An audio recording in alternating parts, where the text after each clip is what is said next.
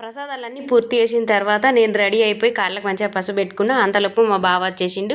చేతికి తోరణం కట్టుకొని ఎంత అక్షింతలు వేయించుకొని పూజ మీద అయితే కూర్చున్నా. ఈ ఇయర్ పూజ పొద్దున్నే వేసుకోవాలని చెప్పి పనులన్నీ తొందర కంప్లీట్ చేసుకున్నా. ఎందుకంటే అటు పిల్లల్ని స్కూల్కు పంపించాలి, ఇటు నా వర్క్ నేను చేసుకోవాలి కాబట్టి పొద్దున లేచి నుండి ఇప్పటి వరకు అసలు రెస్ట్ కూడా లేదు. లాస్ట్ ఇయర్ ఏదో తెలిసి తెలియనట్టు వచ్చి రానట్టు పూజ మొత్తం కంప్లీట్ చేసుకొని అందరికి వాయనాలు అయితే ఇచ్చేసిన. కానీ ఈసారి అలా కాకుండా పర్ఫెక్ట్గా పూజ కంప్లీట్ చేసుకోవాలని చెప్పి మనలాంటి వాళ్ళ కోసమే ఈ పండితులు కూడా ఒక 3-4 డేస్ ముందే వీడియోస్ రిలీజ్ చేస్తున్నారు. ఇక వాటిని చూసుకుంటూ మొత్తం పూజ మొత్తం కంప్లీట్ చేసుకున్నా. ఒకరోజు ముందే నేను ఆ వీడియో మొత్తం చూసి చేసిన. ఎందుకంటే ఏమేమి సామాన్ అవసరం ఉంటుందో తీసుకొచ్చుకోవచ్చు, మళ్ళీ పూజ దగ్గర కూడా ఏమేమి సామాన్ పెట్టుకోవాలో అన్ని తెలుస్తుంది కదా.